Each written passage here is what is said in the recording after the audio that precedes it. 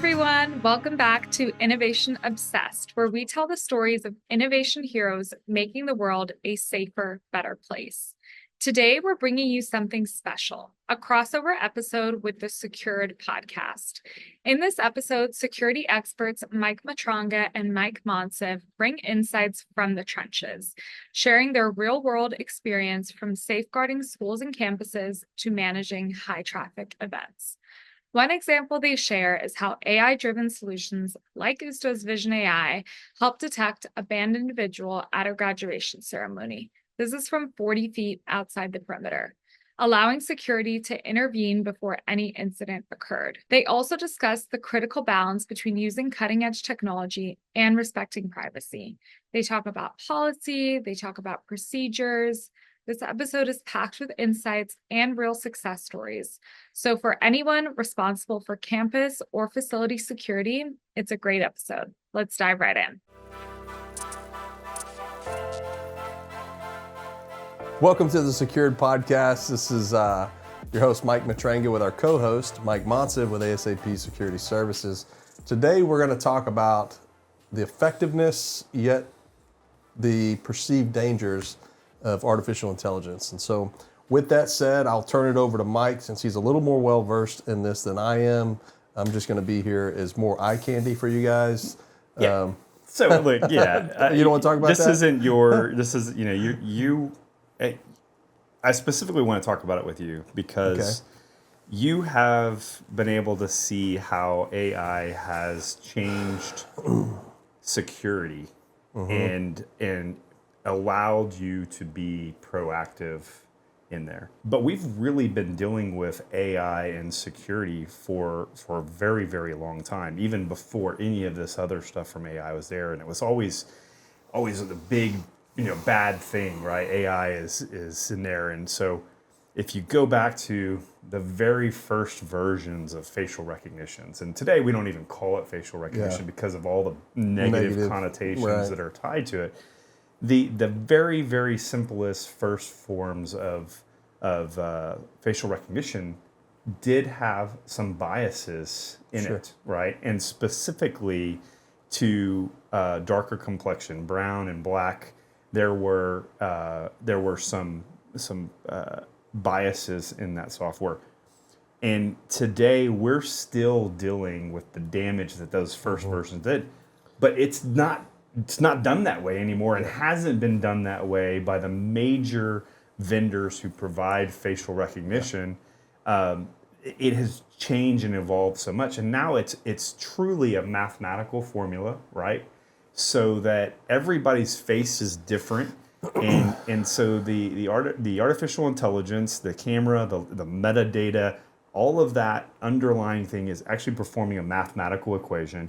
And based on the distances between your eyes, the bridge of your nose, your cheekbones, all of these different things that it takes into the measurements, it then calculates a number and assigns a numerical value to that person's face. And I think, 2018, 2019, we rolled out, there was then a company called Anyvision, now called Usto. Still a phenomenal product. If anybody's interested in that particular type of product, I would highly recommend that. No, I don't get paid by them. 2018, 2019, us and Santa Fe ISD, Texas City ISD, Santa Fe ISD were the first to bring that level of proactive facial recognition to schools. You guys were the ones who helped bring that into our campuses. And I can tell you, the early variations of those, that particular type of software or technology did have such a negative connotation that I had to suffer through all of the accusations of racially profiling. But here's what's crazy though. If I had to ask you, out of all the technology that we deployed, that's definitely the best. And it was the most effective, proactive, right? Most proactive. It was something that you saw somebody coming. Yeah. before they got to the front door, Absolutely. everybody knew, you were able to respond. I will tell you, that is, out of all of the technology that we had, and we had a lot back then, we kind of set the pace, which now a lot of this stuff is standard. Everybody thought I was crazy back in those days. And now the things that I did in 2018 are now common. And now I'm not so crazy, right? I was just ahead of my time. And because I understand the effectiveness of proactiveness. Yeah.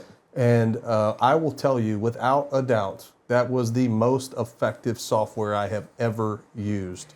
And So if given the right software with the right method of deployment, and with the right people to build that in a proactive manner, it could be the only software you really need outside of just your general cameras and your access control. right. You more than likely know who your threats are. You know, over 90 I think you something said percent. something one time in a magazine or I something did. interview. Yeah, but you know that kind of goes in one ear and out the other. Okay, all right. Something about a multiple wolf times. in the hen Wolf house in the hen and- house. oh, You yeah, kind of yeah. know who your people are that want to do harm to you, or the people that you're responsible for. And so if you already have 95% of the equation figured out, then you're utilizing this software proactively to identify those people who are going to come to you to Cause harm. inflict harm on you.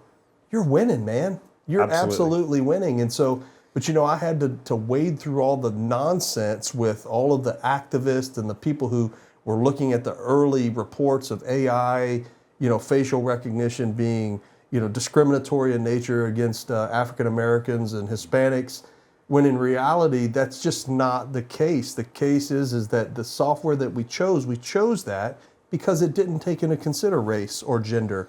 Like you said a while ago, it is simply a mathematical equation. And so I used to laugh when people would get all bent out of shape. I'm like, what are you upset about? It's taking a measurement of your face. It was. You know, we've met some pretty amazing people, like on our journeys through schools and everything else. And one area that continues to amaze me is the front office. Oh yeah. Right. Oh man. It's the brain of the school, receptionist, man. The truancy side, that right there. They by sight know parents, you know, families that are divorced and have remarried, going both through a divorce. or both going through divorce. And so, you know, when we've looked at schools that didn't have a visitor management or didn't really have a process to process students in or out, you know, I've sat down with some of these individuals and been like, okay, but if you needed to know, like, who picked up Johnny early at 2 o'clock on this day, it'd be like, I could tell you. Anyway, hold on. Yeah. You have how many students here? Yeah, but I could tell you who came in. But it's not written down. There's not a process. No, they know. I know. And it's true. This tool gives them so much more in there. And the reality is, some days one of those people is going to be out, right? And you got to be able to give that school or that business, you know, let's not just leave businesses out of here, a fighting chance.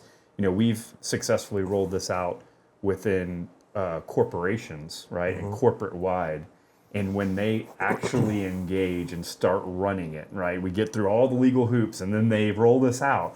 And then that first thing happens, hey, we have a person that's doing espionage and we think this is an associated actor, or we have an individual who's made a former spouse that has made a threat to harm or injure this individual. Who's an employee. Who's an employee here.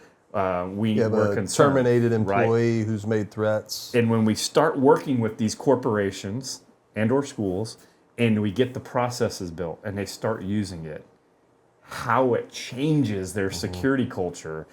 And out of everything that I think that we sell and recommend, this is one of the things that we have to apply the most pressure to initially get the buy-in.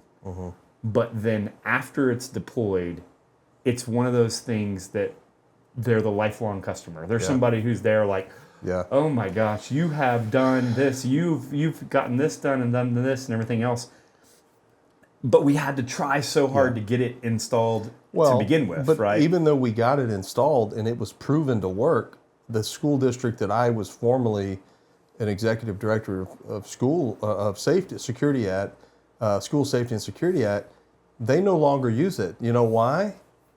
Because the superintendent gave into the social pressures of inaccurate information that was presented by a group of activists who had a personal grievance with me, and they gave into it and they got away from it, and it was the most effective tool that we've ever used. Well, and we've seen situations where, let's say, an organization has a law enforcement component or they have services on there, and they just absolutely will not discuss it. No. 100%. Like, we will not talk about facial recognition, so much so that we don't even call it facial recognition anymore.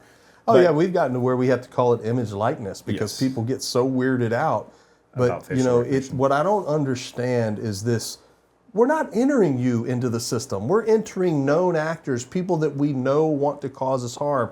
An employee, like you said, who has a spouse who's caused a threat, a former employee who's been terminated due to whatever behaviors that's exhibited signs or symptoms of pre-attack, who's, exhibited that they have an unusual interest towards your facility, or another employee, a group of individuals who may be anti whatever it is that you're doing. A ring of theft, right? People coming in there, the organized crime coming in.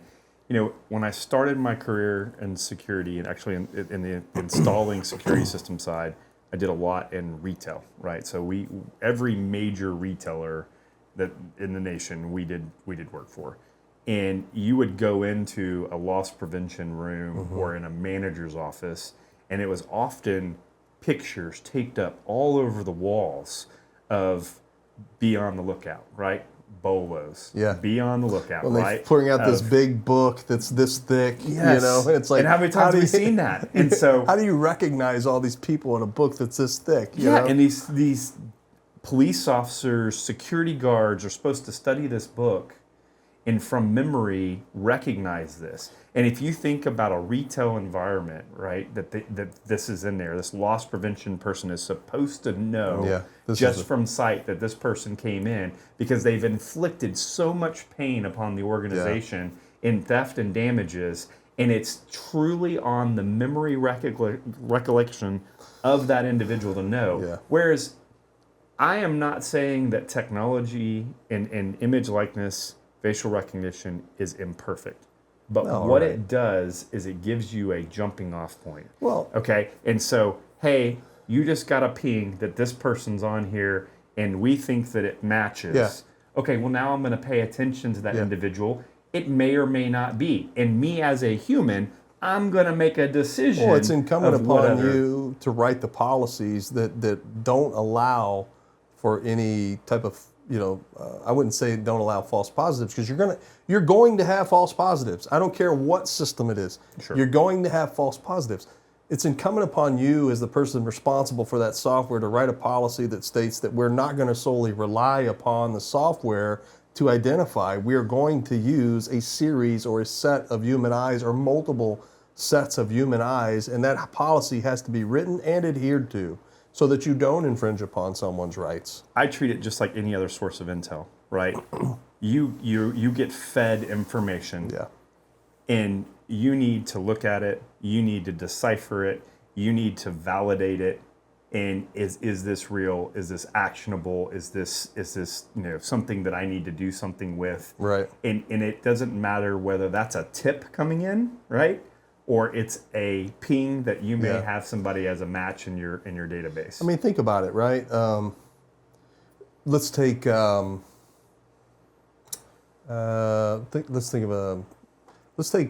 it could have been any of them: Parkland, Uvalde, Covenant Christian, Sandy Hook.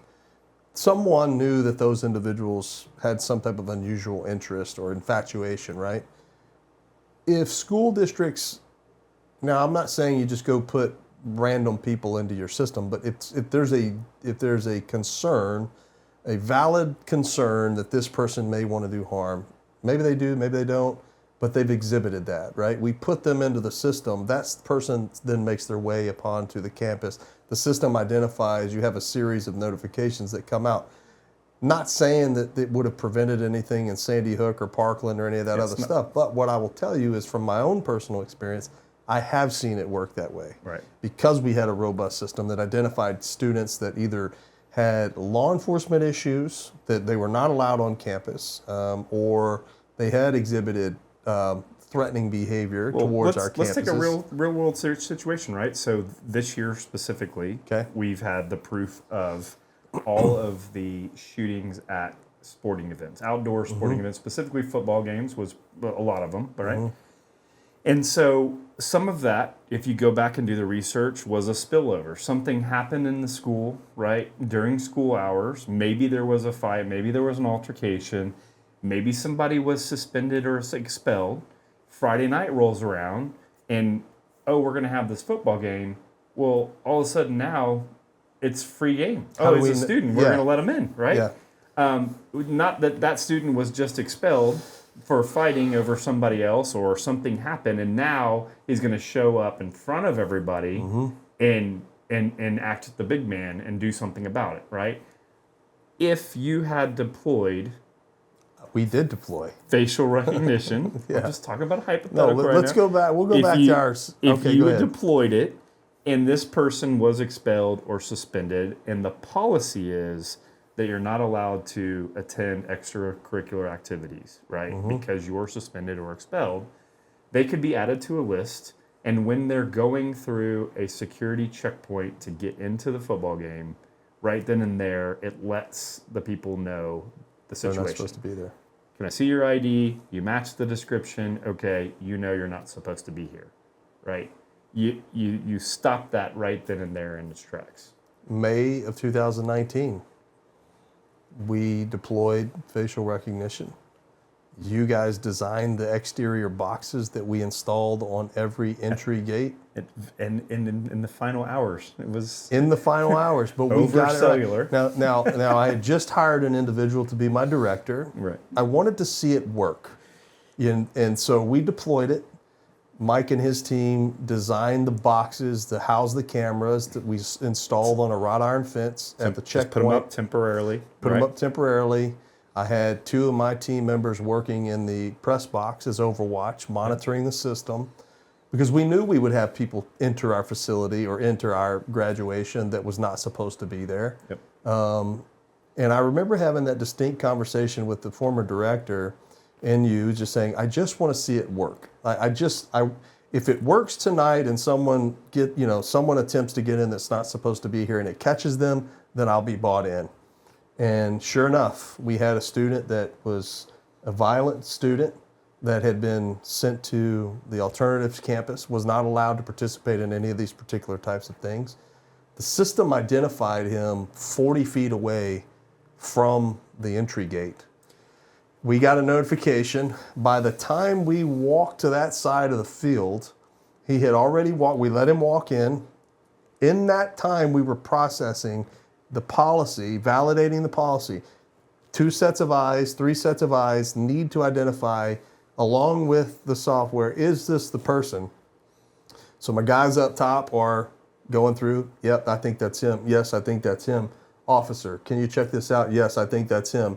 We let him walk in. He sits down. The second he sits down, the officer taps him on his shoulder. I need to see your identification. You're not supposed to be here. The first thing out of his mouth, how did you know I was here? Yep. He thought he was just going to slide right in under the radar. He did. And we got him. You know, when you do what we do, I mean, many times we deploy technology and we hear about the success. Very rarely, because we deploy it and then something happens and then it's success and we hear about it from the customer and they're excited. But very rarely do we get to witness the customer's reaction in real time, and that was really a well, cool we always moment. I was client, I was customer, you were vendor at that time. Yes. And here we are 5 years later. Now we're working together, business partners essentially, and it's just the level of professionalism, the can-do attitude, the no-fail mission. Those are the things that I'm used to. You guys rose above and beyond and rose to the occasion for that and made sure that we got what we paid for. And you know, I tell you, man, I was a believer after that. What was also fun about that is you had a significant amount of law enforcement agencies there present that night, and so we had another individual that had tried to come in one gate and stopped him outside the gate, and he turned around and left. And what did he do? Went put his gun in his car. Well, no, he went to the other gate. Tried to get in the other gate side. too. Took a shirt off, put a different shirt on. Came back. Got him again. And, different gate. I remember the chief of the police department down there going, "I can't believe it!" Right? He's like, works. This is amazing. It works, man. I tell you. And so then after that, we just had win after win after win after win with that software, where you know there was incidents where someone wasn't supposed to be there, or there was a restraining order, and officers were notified. You had the process in place. Your team notified the officers on site. They went out into the parking lot and identified the problem out there and handled it before they even approached the front door. You know. You know, and I think that's the thing that we need to differentiate is that there's artificial intelligence.